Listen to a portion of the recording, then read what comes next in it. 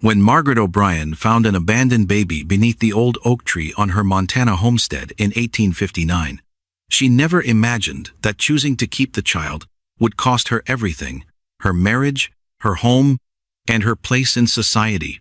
But when a mysterious stranger arrived months later, claiming the baby was his missing granddaughter, Margaret faced an impossible choice that would either destroy the family she'd built or reveal a truth that changed everything. Will Margaret lose the only child she's ever known? Or will this stranger's arrival finally give them both the family they've been searching for?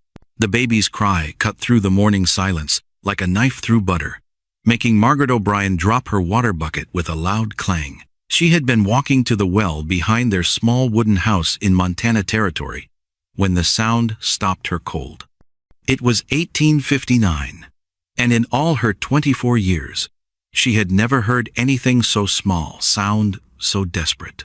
Margaret wiped her hands on her worn apron and followed the crying. The sound led her past the vegetable garden where nothing would grow, past the chicken coop where only 3 hens remained, and all the way to the old oak tree that marked where their land ended and the wild prairie began. There, tucked inside a basket made of woven grass, lay a tiny baby girl. The child couldn't have been more than a few weeks old. Her face was red from crying, but when she saw Margaret looking down at her, she grew quiet. The baby's eyes were the brightest blue Margaret had ever seen, like pieces of summer sky had been placed in her small face. A folded piece of paper was tucked under the baby's blanket. Margaret's hands shook as she opened it. The writing was messy, like someone had written it in a hurry. "Please, give her what I cannot," the note said. "Her name is Hope." Margaret looked around the empty prairie. Whoever had left the baby was long gone. There were no wagon tracks, no footprints, nothing to show how Hope had gotten here. It was like she had appeared out of thin air. The baby started crying again, and Margaret's heart broke a little. Without thinking, she picked Hope up and held her close. The crying stopped immediately. Hope looked up at Margaret with those amazing blue eyes, and something inside Margaret's chest felt warm for the first time in months. "Patrick!" Margaret called as she carried Hope toward the house. "Patrick, come quickly!" Her husband appeared in the doorway, his brown hair messy from sleep. Patrick O'Brien was a good man, but 3 years of failed crops had made lines appear around his green eyes. When he saw Margaret holding a baby, his mouth fell open. "Where did that come from?" he asked, stepping onto the porch. "Someone left her by the oak tree. Look." Margaret showed him the note. Patrick read it twice, his frown getting deeper each time. "We can't keep her, Margaret." "What do you mean we can't keep her? She'll die if we don't help her." Patrick ran his hands through his hair, the way he always did when he was worried. "We barely have enough food for ourselves. Our wheat crop failed again. We might not even be able to stay on this land much longer." Margaret looked down at Hope, who had fallen asleep in her arms. The baby looked so peaceful, so trusting. "But she needs us. She needs someone who can actually take care of her. We should take her to town. The church will know what to do." "The church?" Margaret's voice got louder. "You want to give her to strangers?" "We are strangers to her too," Patrick said quietly. "Margaret, I know you want to help, but we can't save everyone." Margaret felt tears start in her eyes. She had wanted a baby for so long, 3 years of marriage, and still no children of their own. Every month that passed without good news made her feel more broken inside. Now here was hope, like an answer to all her prayers, and Patrick wanted to give her away. "Just for a few days," Margaret said, "until we find out where she came from. Someone must be looking for her." Patrick looked at his wife holding the baby, and his face got softer. "A few days, Margaret. That's all." But even as he said it, both of them knew it wasn't true. Hope had already worked her way into Margaret's heart, and some things, once they find their home, never want to leave. That first day passed like a dream. Margaret fed Hope milk from their cow, mixed with a little water, the way her mother had taught her. She made a bed for the baby in a drawer from their old dresser, lining it with her softest blanket. Hope seemed happy, gurgling and waving her tiny hands at the sunlight coming through the window. Patrick watched from across the room, saying nothing. But Margaret caught him smiling when Hope grabbed his finger and wouldn't let go. As night fell, Margaret sat in their rocking chair, with Hope in her arms. The baby had been fussy, but Margaret's gentle rocking and soft singing had finally gotten her to sleep. Patrick sat at their small kitchen table, looking at papers covered with numbers that never seemed to add up right. "The Hendersons came by while you were with the baby," he said without looking up. "They heard about what happened." Margaret's stomach dropped. The Hendersons lived on the next farm over, and Mrs. Henderson loved to gossip more than anything else in the world. If she knew about Hope, soon everyone would know. "What did they say?" "Nothing good." Patrick finally looked at her. "Mrs. Henderson thinks someone left the baby here because they knew we couldn't have children of our own. She thinks it's some kind of cruel joke." "That's awful." She also said that abandoned babies bring bad luck, that whoever takes them in will lose everything they have. Margaret held Hope tighter. "You don't believe that nonsense." Patrick was quiet for a long moment. "I don't know what I believe anymore, Margaret. All I know is that everything we touch seems to die. Our crops, our dreams, our hope for a family of our own. Maybe Mrs. Henderson is right. Maybe we shouldn't tempt fate. This baby isn't bad luck, Patrick. She's a gift. A gift we can't afford to keep." The words hung in the air between them like a storm cloud.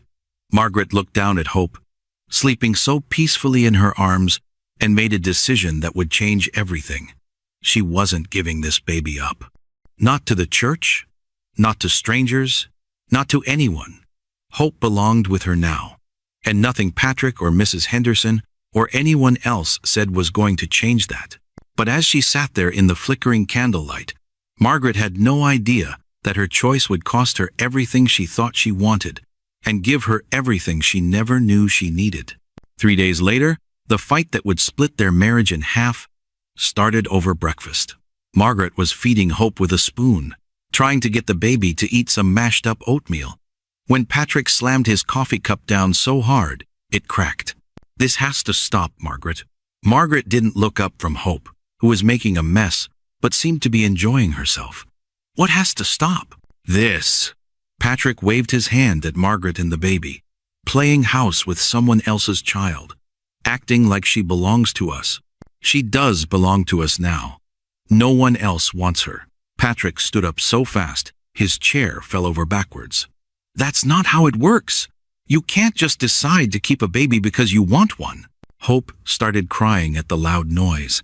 Margaret picked her up and rocked her gently, making soft, shushing sounds. "See what you've done? You scared her." "I scared her?" Patrick's voice got even louder. "Margaret, you're the one who's scared. You're so afraid of facing the truth about our life that you're pretending this baby can fix everything." Margaret's cheeks turned red. "What truth, Patrick? That we're poor? That our farm is failing? I already know all that. The truth that we can't have children of our own. The truth that keeping this baby won't change that." The words hit Margaret like a slap. She had never heard Patrick say out loud what they both knew. 3 years of trying, 3 years of hoping every month, 3 years of disappointment. She looked down at Hope, who had stopped crying, and was looking back and forth between them with those bright blue eyes. "Maybe we can't have children of our own," Margaret said quietly. "But that doesn't mean we can't love this one." Patrick picked up his chair and sat back down, suddenly looking very tired. "Love doesn't put food on the table, Margaret. Love doesn't pay for clothes or medicine or shoes. What happens when she gets sick? What happens when winter comes and we don't have enough wood to keep the house warm?" Margaret had been asking herself the same questions, but hearing them out loud made her angry instead of scared. "We'll figure it out. We always do." "No, we don't always figure it out." Patrick hit the table with his fist. "Look around you. Half our chickens are dead. Our vegetable garden is nothing but weeds. The bank wants money we don't have. We're barely staying alive ourselves." Hope started crying again, louder this time. Margaret stood up and walked to the window, bouncing the baby and trying to calm her down. Outside, she could see their neighbors, the Millers, working in their field. Their crop was green and healthy. Their children were running around, laughing and playing. Everything Margaret and Patrick didn't have. "I went to town yesterday while you were napping with her," Patrick said behind her. Margaret turned around. "You what?" "I talked to Pastor Williams. There's a family in Helena who lost their baby last month. They might be interested in taking her." Margaret felt like the floor was falling out from under her feet. "You had no right to do that without asking me." "I had every right. I'm your husband. And what am I? Just someone who does whatever you tell her to do?" Patrick looked surprised. In 3 years of marriage, Margaret had never talked back to him like this.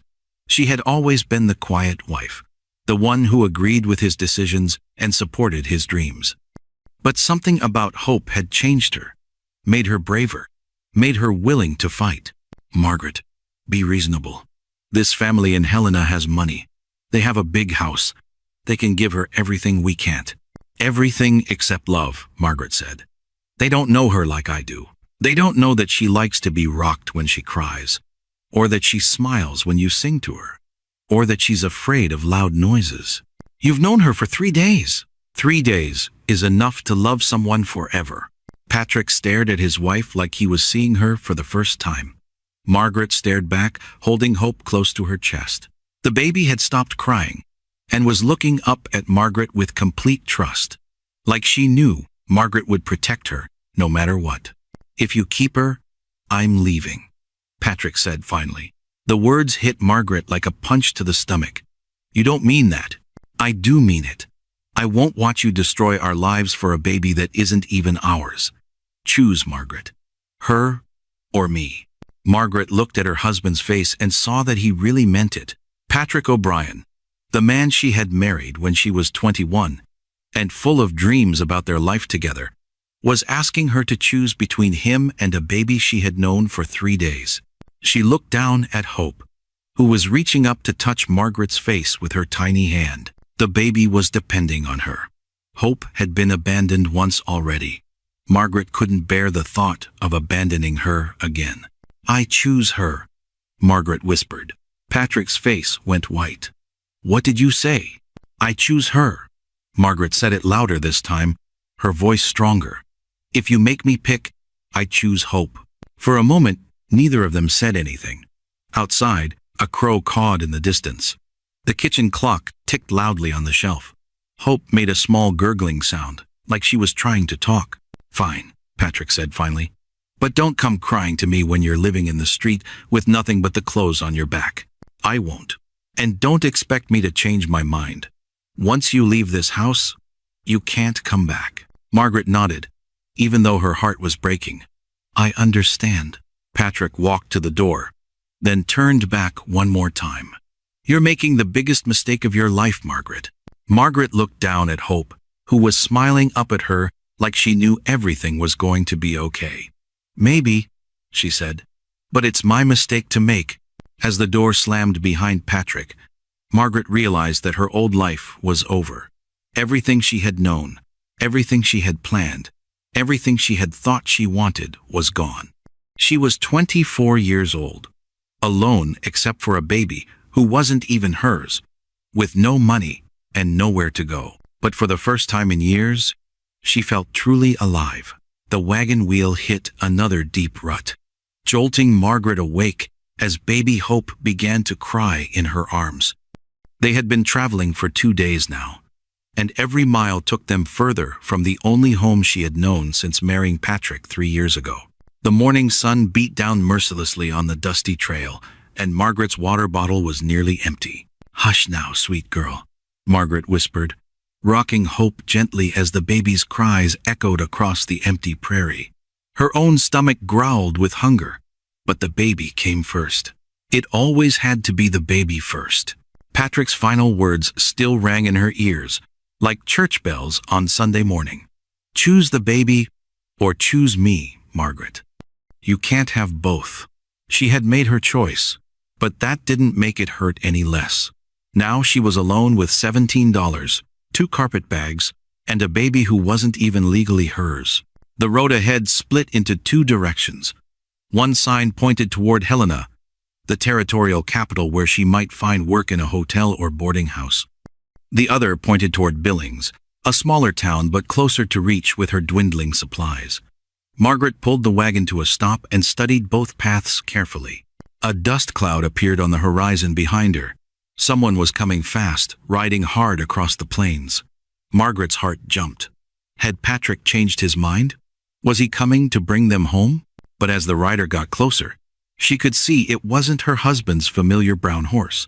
This was a stranger, on a black stallion, wearing a wide hat, pulled low over his face. Margaret clutched Hope tighter and urged the wagon horses forward toward Billings. Something about the approaching rider made her nervous. The stranger caught up to them within minutes. He was a young man, maybe 25, with kind eyes and dust covering his clothes. "Ma'am, are you traveling alone?" he called out, staying a respectful distance from her wagon. "I can manage just fine, thank you," Margaret replied, though her voice shook slightly. She had never been alone on these roads before. Patrick had always been with her on trips to town. "Name's William Chen," the stranger said, tipping his hat politely. "I'm heading to Billings myself. These roads can be dangerous for a woman traveling solo, especially with a little one. Might I ride alongside you for safety?" Margaret studied his face carefully. His skin was darker than most folks in Montana Territory, and his accent was different too. She had heard about Chinese workers who had come west to build the railroads. Most people in their settlement spoke badly about them. But Patrick had always said a man should be judged by his actions, not his appearance. "I suppose that would be acceptable," she said finally. "But I warn you, I don't have money for paying guides." William smiled and shook his head. "No payment needed, ma'am. Just good company on a long road." As they traveled together, William proved to be an excellent companion. He knew which water sources were safe to drink from and where to rest the horses. He even had extra food in his saddlebags, which he shared without being asked. Hope seemed to like him too, gurgling happily when he made funny faces at her during their rest stops. "You're very good with children," Margaret observed, as William helped her water the horses at a small creek. "I have 3 younger sisters back in California," he explained. "When our parents died in a mining accident, I helped raise them before they got married and started their own families. Children are precious gifts, no matter how they come into your life." His words struck Margaret deeply. Here was a stranger who understood what she was trying to do, while her own husband had rejected Hope completely. "The baby isn't mine by birth," she found herself confessing.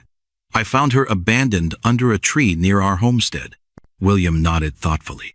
"Sometimes the children who need us most aren't the ones we expected. Sounds like you both found each other when you needed it most."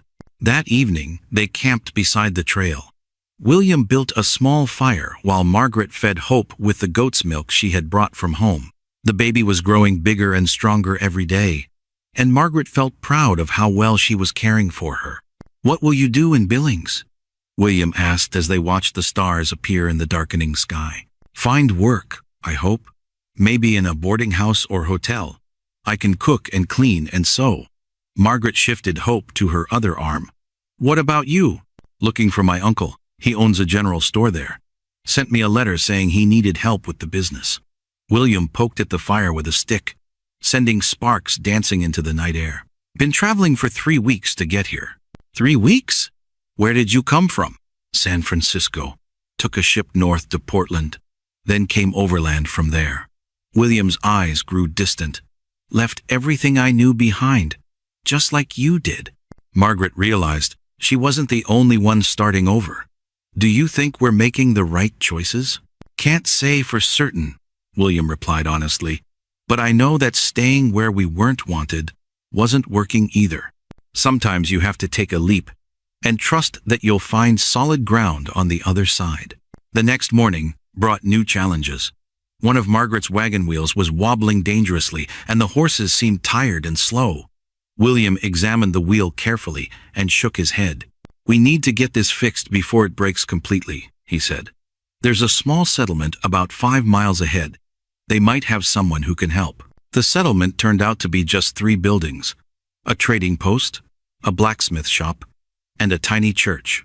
The blacksmith, a large man with arms like tree trunks, looked at Margaret with suspicion. "Don't usually see women traveling alone out here," he said gruffly. "Where's your husband?" "I'm traveling to Billings to find work," Margaret replied, lifting her chin proudly. She wouldn't let this man make her feel ashamed. The blacksmith's wife emerged from behind the shop, wiping her hands on a dirty apron. She was a thin woman with sharp eyes that missed nothing. "That baby looks awfully young to be traveling so hard," she said accusingly. "The child is fine," William interrupted firmly. "We just need the wheel repaired so we can continue safely." "And who are you?" the blacksmith demanded, looking William up and down with obvious dislike. "William Chen. I'm escorting the lady to Billings for her protection." The blacksmith spat into the dirt. "Don't like the look of this situation at all. Woman with a baby, traveling with a Chinaman. Seems suspicious to me."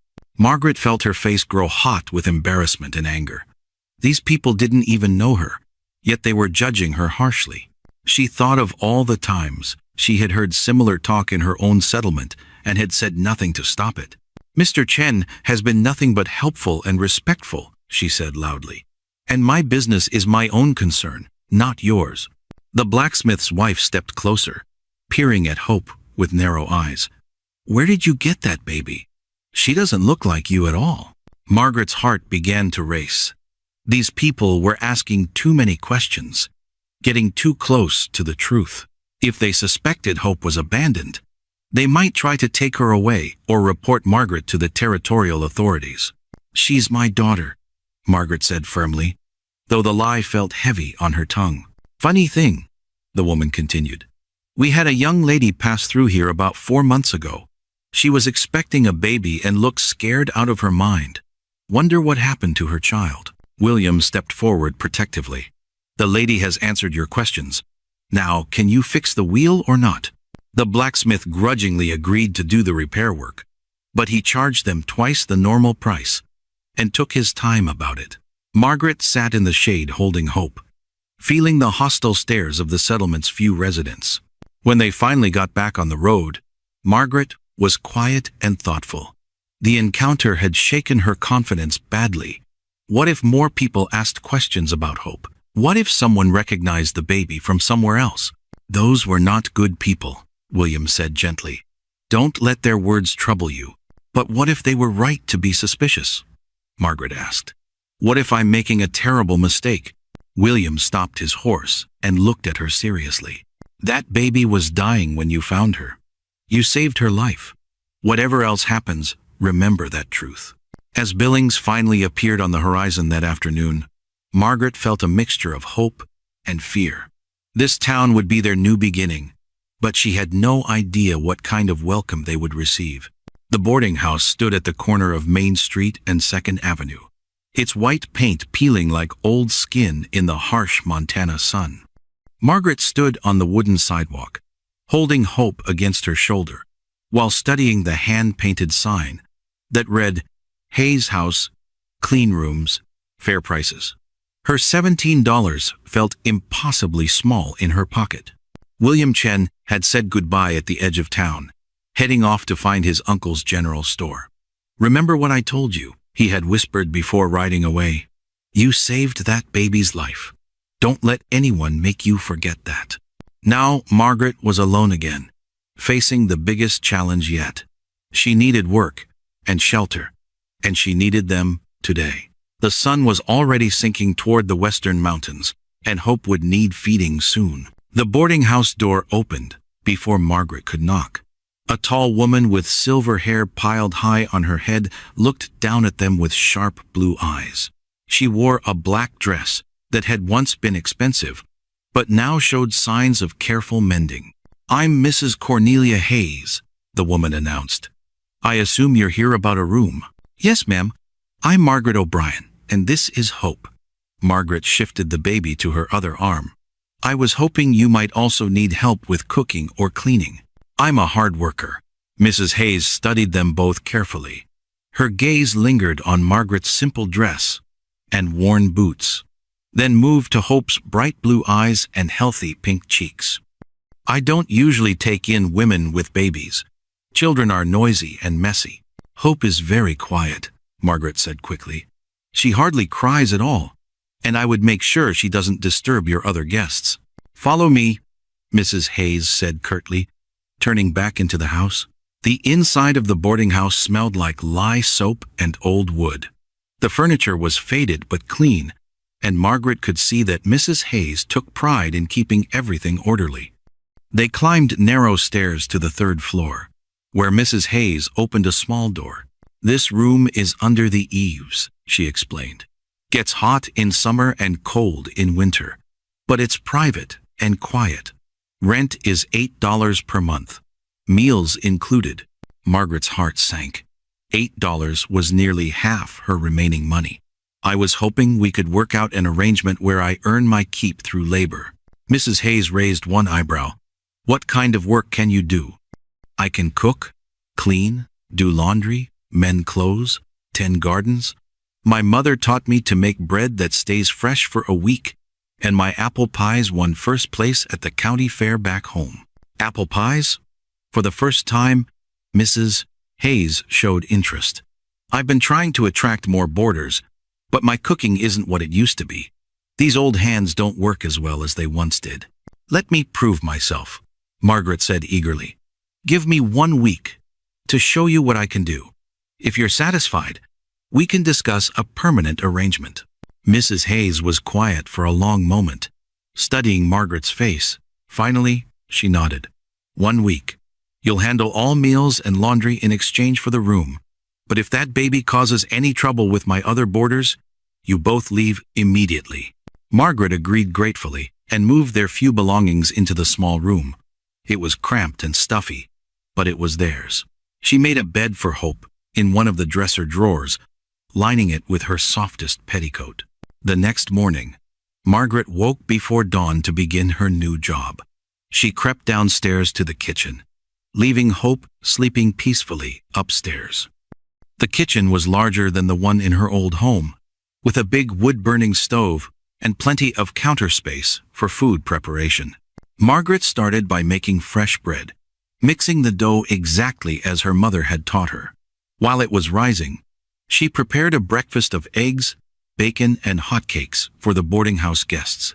The smell of cooking food soon filled the entire building. Smells better than it has in months, said a gruff voice behind her. Margaret turned to see an elderly man with a white beard and kind eyes. I'm Doc Peterson. Been boarding here for 2 years, and I was starting to think I'd forgotten what good cooking smelled like. Thank you, sir. I'm Margaret O'Brien. Heard you have a little one upstairs. Hope she's not sick. Lot of fever going around town lately. Margaret's blood ran cold. Fever? What kind of fever? Started about a month ago. Hits babies and young children the hardest. Already lost 3 little ones in town. Doc Peterson shook his head sadly. Keep your daughter away from crowds until it passes. Margaret felt panic rising in her chest. She had brought Hope to a town where children were dying from disease. What kind of mother was she? But then she remembered that Hope had been abandoned and left to die. At least here, Margaret could protect her and care for her properly. The first week passed quickly. Margaret threw herself into her work, cooking elaborate meals and keeping the boarding house spotless. The other guests began complimenting Mrs. Hayes on the improved food, and Margaret noticed more people stopping by to inquire about rooms. But keeping Hope safe from the fever became Margaret's constant worry. She rarely took the baby outside, and when she did, she avoided other children completely. Hope seemed healthy and happy, but Margaret watched her constantly for any signs of illness. On Friday evening, Mrs. Hayes called Margaret into her private sitting room. Your week is up, she announced. I'll be honest, you're the best help I've had in years. The other boarders are happier, and I've rented 2 additional rooms because of your cooking. Margaret held her breath, waiting for the decision. I'm prepared to offer you permanent employment, Mrs. Hayes continued. Free room and board in exchange for managing all meals and laundry, plus $2 per month in wages. Margaret almost cried with relief. Thank you, Mrs. Hayes. You won't regret this decision. But that very night, their arrangement was tested. Hope woke up crying around midnight, and despite Margaret's best efforts, She couldn't calm the baby down. Hope's cries echoed through the thin walls, and Margaret could hear other guests moving around in their rooms. Margaret walked the floor with Hope, singing softly and rocking her gently. Nothing worked. The baby was hot to the touch, and Margaret's worst fears began to surface. Had Hope caught the fever that was killing other children in town? A soft knock on her door made Margaret freeze. Mrs. Hayes stood in the hallway, wearing a long nightgown and carrying an oil lamp. Her face was stern but not angry. "The baby's sick," she said simply.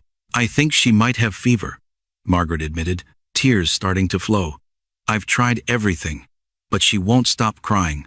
Mrs. Hayes set down her lamp and reached for Hope. To Margaret's surprise, the older woman took the baby gently and examined her with experienced hands. "She's teething, Mrs. Hayes," Hayes announced. "Feel right here. There's a tooth trying to break through her gums." Margaret touched Hope's mouth carefully and felt the hard little bump beneath the surface. Relief flooded through her like cool water on a hot day. "Teething babies cry all night sometimes," Mrs. Hayes continued. "My own children did the same thing. Here, give her this to chew on." She produced a clean cloth from her pocket. "Dip it in cool water first." Hope immediately grabbed the cloth and began gnawing on it eagerly. Her cries stopped almost at once, replaced by contented sucking sounds. Margaret could hardly believe the transformation. "How did you know what to do?" Margaret asked gratefully. "I raised 4 children of my own," Mrs. Hayes replied softly. "Lost 2 of them to scarlet fever when they were small, but the other 2 lived to have children of their own. You learn things when you're a mother." Margaret looked at Mrs. Hayes with new understanding. Behind the stern exterior was a woman who had experienced both the joys and sorrows of motherhood. "I'm sorry for waking everyone. I was so frightened." "Being frightened is part of being a mother," Mrs. Hayes said gently.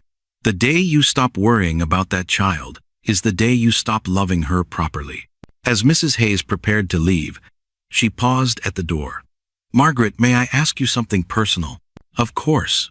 That baby, she's not yours by birth, is she?" Margaret's heart stopped. Had her secret been discovered? "What makes you think that?" "She doesn't look like you at all. Different coloring, different features, and you hold her like someone who's still learning how to be a mother." "Mrs. Closter," Hayes stepped closer. "I'm not judging you. I just want to know the truth." Margaret took a deep breath. "I found her abandoned under a tree near our homestead. She was dying, and I couldn't leave her there." "And your husband?" "He said I had to choose between the baby and him. I chose Hope." Mrs. Hayes nodded slowly. "Then you made the right choice. A man who would let a baby die isn't much of a man at all." Margaret felt a weight lift from her shoulders. Finally, someone understood her decision and supported it. "Are you going to report me to the authorities?" "For what? Saving a child's life?" Mrs. Hayes shook her head firmly. "As far as I'm concerned, you're exactly what that baby needed. A mother with enough love and courage to sacrifice everything for her." The next morning brought new challenges. Margaret was hanging laundry behind the boarding house when she noticed 2 women watching her from across the alley. They were whispering to each other and pointing at Hope, who was lying on a blanket in the shade. One of the women approached Margaret boldly. "You're the new woman at Hayes House, aren't you? I'm Mrs. Abernathy, and this is Mrs. Clark. We heard you have a baby."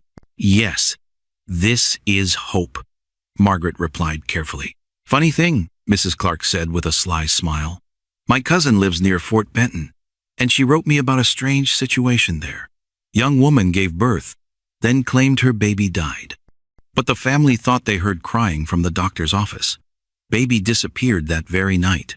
Margaret's hands trembled as she continued hanging clothes. Were these women connecting Hope to that story? "Of course. Babies disappear for lots of reasons," Mrs. Abernathy added meaningfully. "Sometimes they get taken in by folks who can't have children of their own. Sometimes those folks even leave town, real sudden-like." "I don't know anything about Fort Benton," Margaret said firmly. "Hope is my daughter." The 2 women exchanged knowing looks. "Sure she is, honey," Mrs. Clark said sweetly. "We're not causing any trouble. Just like to know who our neighbors really are." As the women walked away, Margaret realized her problems were far from over. Word was spreading about her and Hope, and not all of it was friendly. Someone, somewhere, was looking for answers about a missing baby. That evening, Mrs. Hayes found Margaret sitting on the back porch, holding Hope and staring at the sunset. "You look troubled," the older woman observed. Margaret told her about the encounter with Mrs. Abernathy and Mrs. Clark. "They know something," she finished. "I can feel it." "Small towns are full of gossip," Mrs. Hayes replied dismissively. "Most of it is nonsense." "But what if this isn't nonsense? What if someone really is looking for Hope?" Mrs. Hayes was quiet for a moment. "Would that change how you feel about her?" "Never," Margaret said fiercely. "But it might change whether I get to keep her." "Then we'll deal with that problem if and when it comes," Mrs. Hayes said practically. "For now, you have work to do and a baby to raise. Don't borrow trouble before it arrives." But as Margaret tucked Hope into her makeshift crib that night, she couldn't shake the feeling that trouble was already on its way. Somewhere out there, someone was asking questions about a missing baby with bright blue eyes. And eventually, those questions might lead them straight to Billings. Margaret kissed Hope's forehead gently and whispered a promise. "No matter what happens, I'll never let anyone hurt you. We'll face whatever comes together." Outside, the wind picked up, rattling the windows like an omen of storms ahead. A gunshot cracked through the morning air like thunder, sending birds scattering from the trees around the boarding house. Margaret dropped the wet sheet she was hanging and spun toward the sound, her heart hammering against her ribs. Hope lay sleeping in her basket nearby, somehow undisturbed by the sharp noise that had every dog in Billings barking. The stranger stood across the street, a smoking pistol in his hand, and a shattered whiskey bottle at his feet. His dark eyes were locked on Margaret with an intensity that made her skin crawl. She had noticed him 3 times this week, always watching, always waiting. Now, he was walking straight toward her. "Ma'am, I need to talk to you about that baby." His voice carried the rough edges of someone who had spent years shouting over cattle and wind. Everything about him screamed danger, from his worn leather boots to the way his hand rested near his gun belt. Margaret stepped protectively in front of Hope's basket. "I don't know what you want, but you need to leave. Now." "Name's James Whitfield." He stopped at the fence, his weathered hands gripping the wooden posts. "That child you're caring for, she belongs to my family." The words hit Margaret like a physical blow. She had always known this moment might come, had nightmares about it, but hearing it spoken aloud made her legs feel weak. "You're wrong. Hope is mine." "Hope?" James's eyebrows shot up. "Is that what you call her?" "That's her name. It was written on the note when I found her." Margaret's voice shook despite her efforts to sound strong. James pulled a crumpled piece of paper from his shirt pocket. His hands trembled as he unfolded it, and Margaret could see tears gathering in his eyes. "This is a letter from my daughter Elena. She wrote it the night her baby was born, before the doctor told us the child had died." Margaret's world tilted sideways. "What are you talking about?" "Elena gave birth 7 months ago in Denver. The doctor said the baby was stillborn, but Elena swore she heard crying. We thought grief had broken her mind." James's voice cracked. "They put her in the state hospital because she wouldn't stop talking about her living baby." The morning sun suddenly felt too hot against Margaret's face. She looked down at Hope, who had woken up and was staring at James with those unusual blue eyes that everyone always commented on. The same blue eyes that were now looking back at her from James's face. "You're lying." But even as Margaret said it, pieces began clicking together in her mind like puzzle parts she had been afraid to examine. "I've been searching for months, following every lead about abandoned babies." James pulled out a small photograph. "This is Elena when she was Hope's age. Tell me you don't see it." Margaret's hands shook as she took the photograph. The resemblance was impossible to deny. The same delicate features, the same stubborn chin, even the same way of tilting her head when curious. Hope gurgled and reached for the picture, her tiny fingers touching her mother's face. "Even if this is true," Margaret whispered. Elena is in a hospital. She can't take care of Hope. That's why I'm here. James's voice gentled. I want to hire you to help me get her out. Elena wasn't crazy. She was right all along. If we can prove her baby is alive, they'll have to release her. Margaret felt like she was standing on the edge of a cliff. What makes you think they'll believe us? Because Hope has a birthmark. James pointed to a small crescent-shaped mark on the baby's shoulder that Margaret had always assumed was just a shadow. Elena described it perfectly to the doctors. They wrote it in her file as proof of her delusions. The boarding house door slammed behind them, and Mrs. Hayes appeared on the porch with her arms crossed. What's all this shouting about? And who fired that gun? Just a misunderstanding, ma'am, James called out, quickly holstering his weapon. We'll keep it down. Mrs. Hayes glared at him suspiciously before going back inside. But Margaret knew they had attracted too much attention. The other tenants were peering through windows, and she could see neighbors gathering on their porches to whisper and point. We can't talk here, Margaret said urgently. Meet me at the church after sunset. And don't bring that gun. James nodded and tipped his hat. Thank you for listening. Elena's been waiting 7 months to hold her daughter. As he walked away, Margaret sank onto the porch steps, with Hope in her arms. The baby smiled up at her, innocent of the storm gathering around them both. Margaret had spent 4 months building a new life, learning to see herself as Hope's mother. Now a stranger was asking her to give up everything again. But what if he was telling the truth? What if somewhere in Denver, a young woman was locked away, grieving for a child who was very much alive? The thought made Margaret's stomach twist with guilt and fear. Hope babbled happily, playing with Margaret's hair ribbon. Whatever happened next, Margaret knew one thing for certain.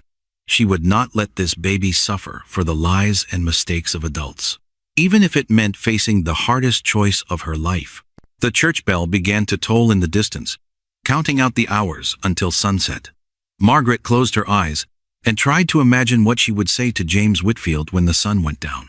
The church candles flickered like nervous heartbeats in the growing darkness, casting dancing shadows across the wooden pews where Margaret sat clutching Hope against her chest. Every creak of the old building made her jump, and she had changed her mind about coming here at least 6 times in the past hour. James Whitfield entered through the side door exactly as the clock struck 8, his boots echoing in the empty space.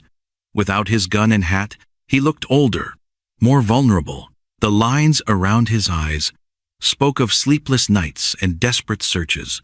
I wasn't sure you'd come, he said softly, sliding into the pew across from her. I almost didn't. Margaret adjusted Hope in her arms, drawing strength from the baby's warm weight. But I keep thinking about what you said. About Elena. James pulled out a thick envelope from his coat pocket.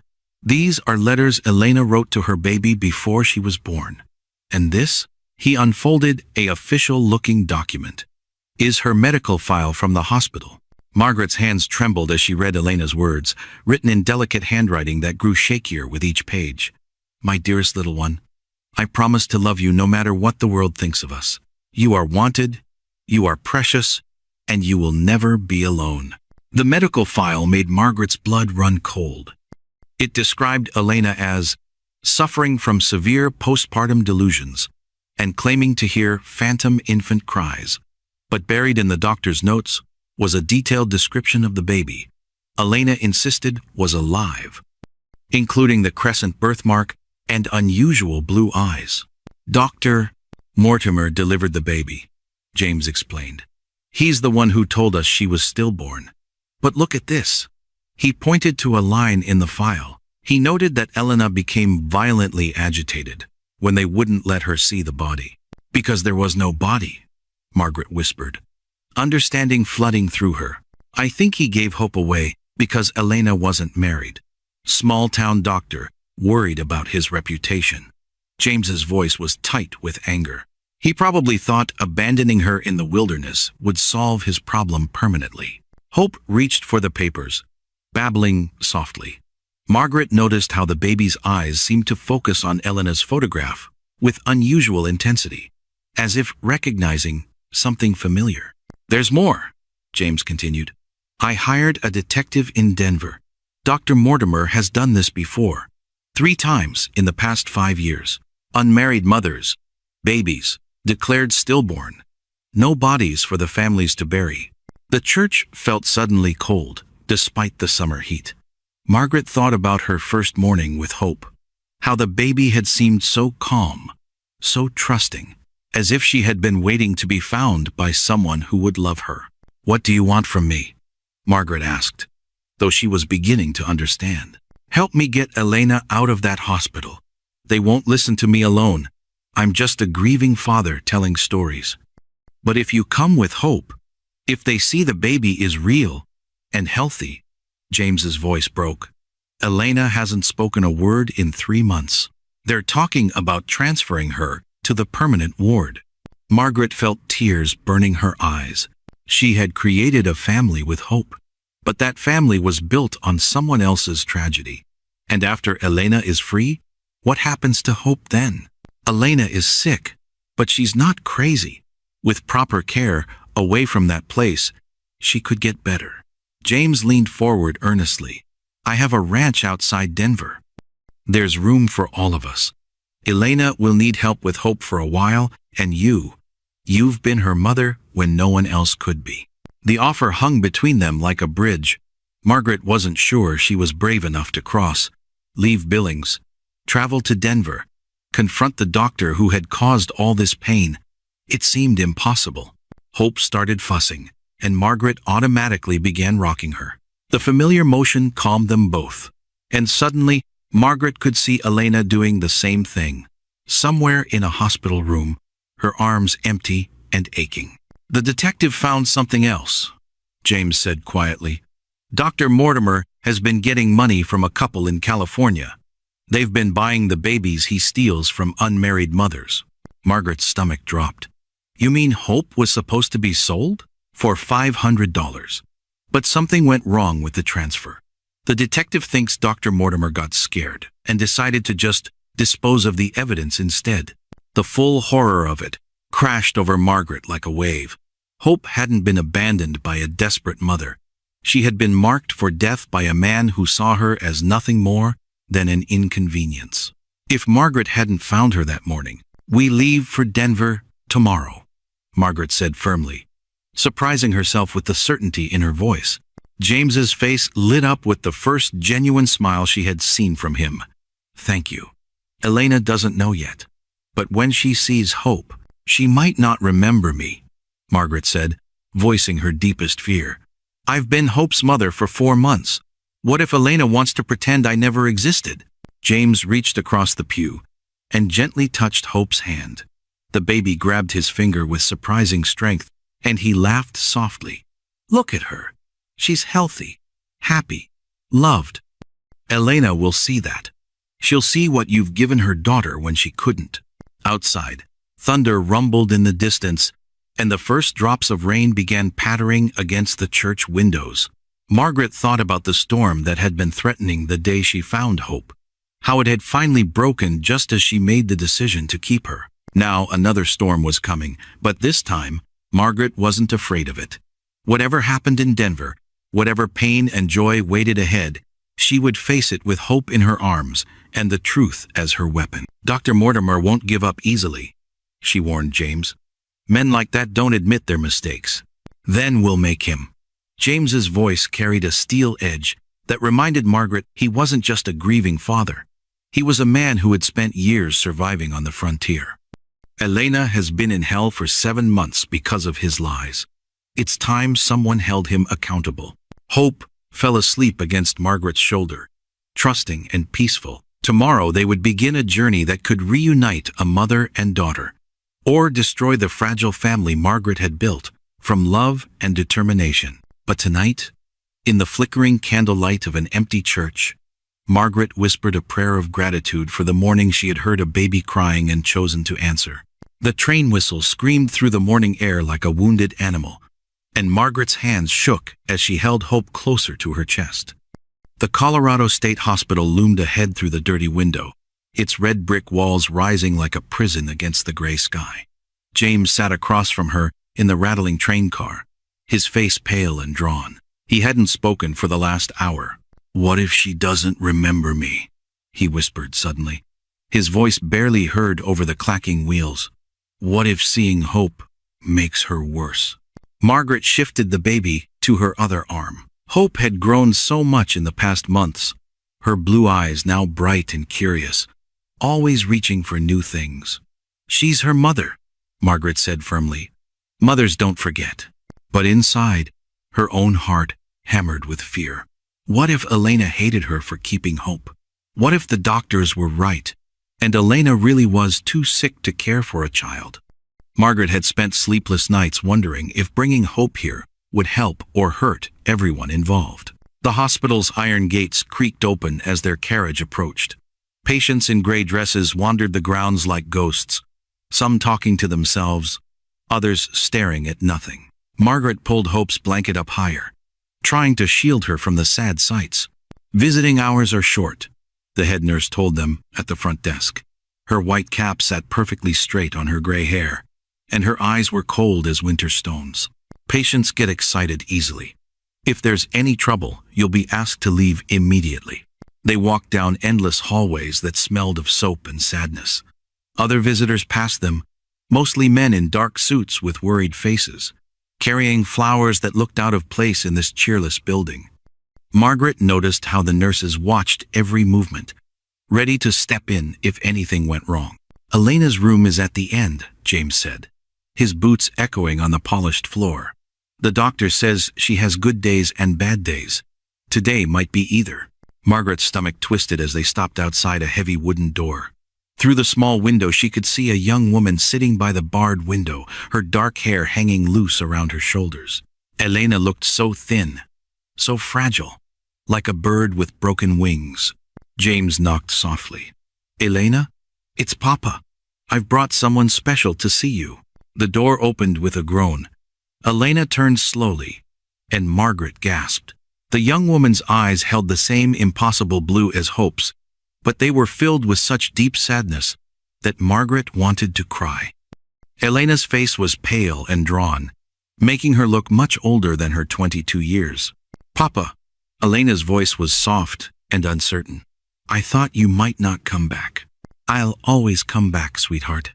James moved carefully into the room, gesturing for Margaret to follow. "Elena, this is Margaret O'Brien. She's been taking care of someone very important." Elena's gaze drifted to the bundle in Margaret's arms, and suddenly her whole body went rigid. She pressed herself back against the window, her hands flying to her chest. "No," she whispered. "They said she was dead. The doctor promised me she was dead." Margaret's heart broke at the pain in Elena's voice. Slowly, carefully, she pulled back Hope's blanket just enough to show the baby's face. Hope blinked up at her birth mother with curious eyes, making soft cooing sounds. Elena stared for a long moment, her breathing quick and shallow.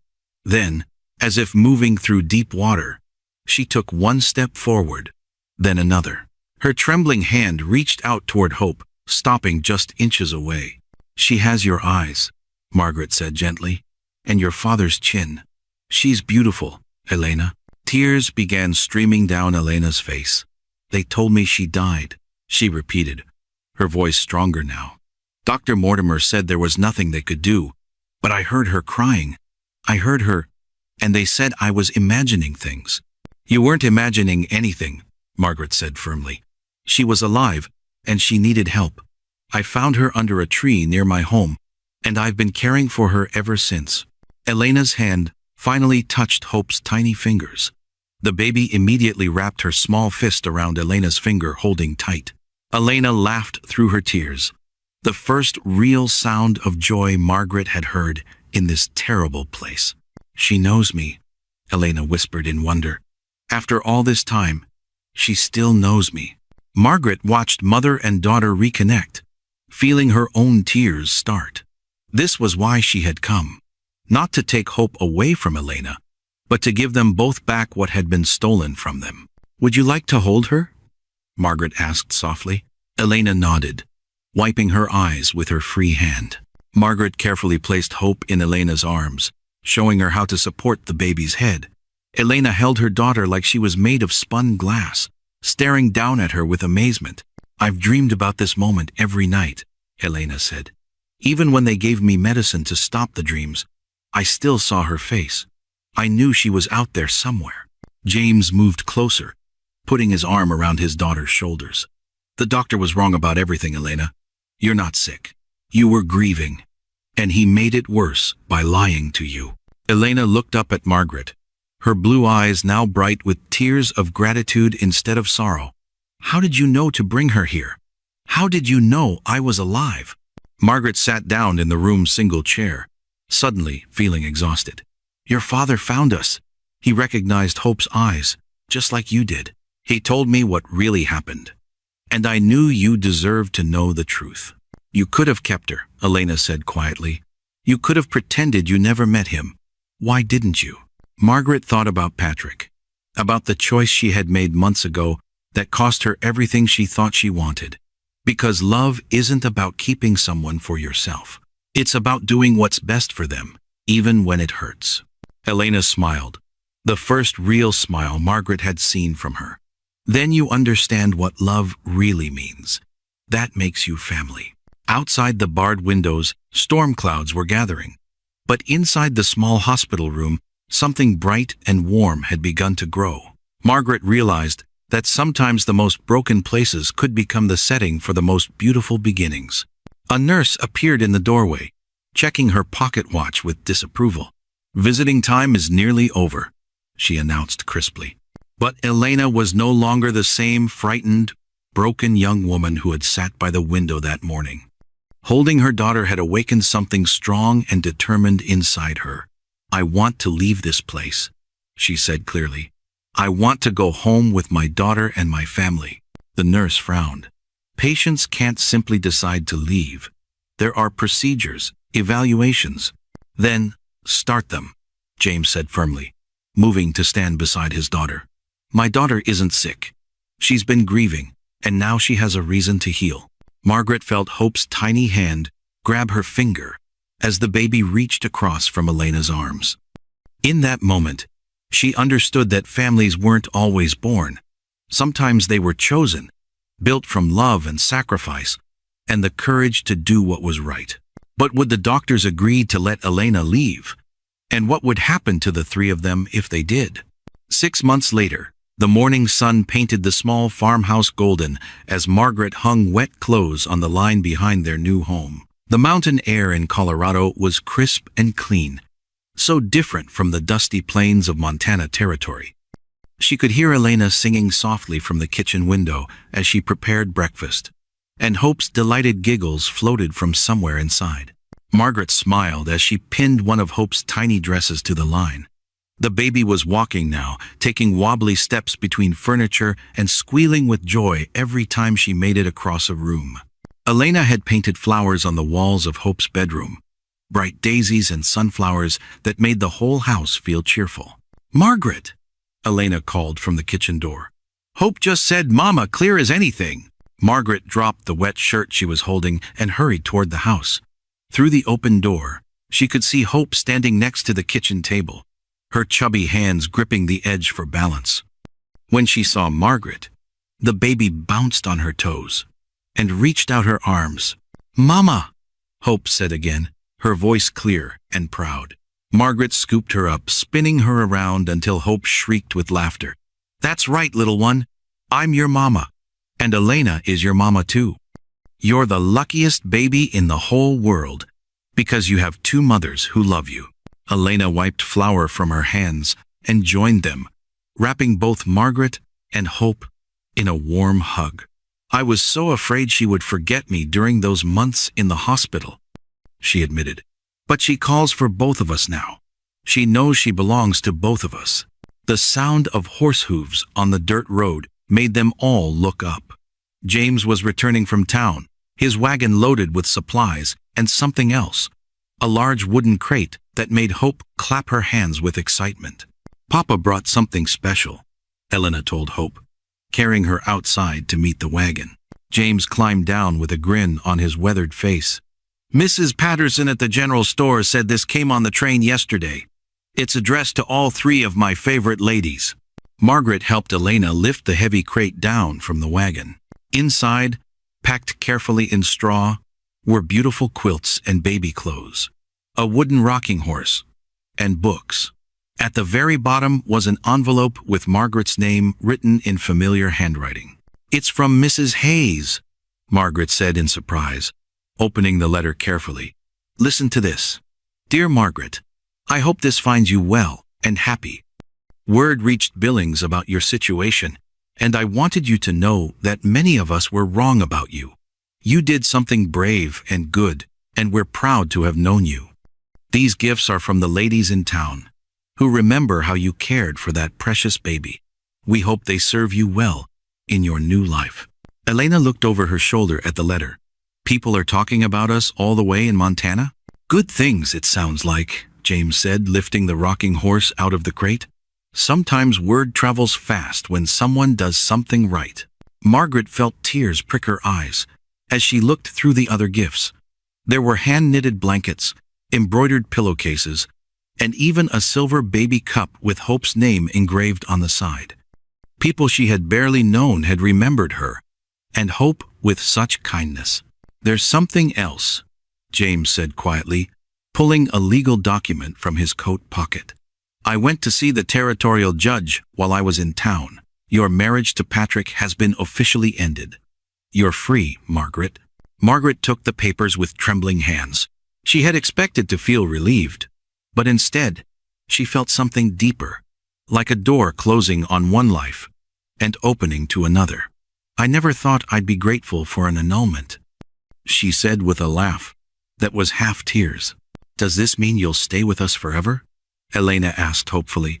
Hope needs both her mothers, and I need my friend. Margaret looked around at the life they had built together. The house James had bought, where they could all live as a family. The garden where Hope took her first steps. The kitchen where Elena had taught her to make bread from scratch. This wasn't the life she had planned when she married Patrick, but it was better than anything she could have imagined. I can't think of anywhere else I'd rather be, she said honestly. Hope chose that moment to take 3 wobbling steps from Elena's arms to Margaret's, her face bright with determination. Margaret caught her just as she started to fall, lifting her high in the air. Look at you, brave girl, Margaret exclaimed. Nothing can stop you when you set your mind to something. James began unloading the rest of the supplies from the wagon. Flour and sugar, fabric for new dresses, and books for the small school that was starting in the valley. More families were moving to the area, drawn by the good land and clean water. Margaret had already been asked to help teach the children, something that filled her with excitement. I got a letter too, Elena said, pulling an envelope from her apron pocket. From Dr. Richardson in Denver. He wants me to speak to other women who've lost children. He thinks hearing our story might help them heal. Margaret felt a swell of pride for Elena, who had grown so strong over the past months. The broken young woman from the hospital had become confident and caring, eager to help others who faced similar struggles. Will you do it? I think so, Elena said thoughtfully. If our pain can help someone else find hope, then maybe it was worth going through. As they carried their gifts into the house, Margaret noticed a rider approaching on the road. The man was dusty from travel, and he seemed to be looking for their house specifically. James stepped forward protectively, his hand moving instinctively toward the rifle by the door. Are you the O'Brien women? The stranger called out as he dismounted. Margaret stepped forward, hope still in her arms. I'm Margaret O'Brien. This is Elena Whitfield and her father James. What can we do for you? The man pulled a telegram from his saddlebag. Message came for you at the Western Union office. The operator said it was important. Margaret's heart raced as she took the yellow paper. Who would send her a telegram way out here? She opened it carefully, Elena reading over her shoulder. The message was short but shocking. Patrick killed in farming accident, stop lawyer. Says Homestead. Now yours stop. Please advise, stop Sheriff Morton. Margaret stared at the words, feeling numb. Patrick was dead. The man she had been married to for 3 years, who had cast her out for choosing love over convenience, was gone. And somehow, through a twist of law she didn't understand, the Montana homestead was now hers. "What will you do?" Elena asked softly. Margaret looked down at Hope, who was playing with the buttons on her dress, completely unaware that news had just arrived that would change everything again. Then she looked at Elena and James, the family she had chosen, and who had chosen her back. "I'll sell it," she said firmly. "That land belongs to my old life. This is where we belong now." James nodded approvingly. "The money from selling could help us expand the house, maybe buy more land here. We could build something permanent." As the sun reached its peak overhead, Margaret realized that sometimes the most unexpected endings could become the most beautiful beginnings. She had lost a husband and gained a daughter. She had lost a home and found a family. She had been cast out for choosing love and discovered that love always found a way to build something better from the broken pieces. Hope looked up at her with those remarkable blue eyes and smiled, reaching her tiny hands toward the mountains that surrounded their valley like protective arms. Whatever tomorrow might bring, they would face it together. 3 women bound not by blood, but by something stronger, the choice to love without limits, and the courage to build a family from the pieces of their broken dreams. In the distance, storm clouds gathered over the peaks, but Margaret no longer feared the storms that might come.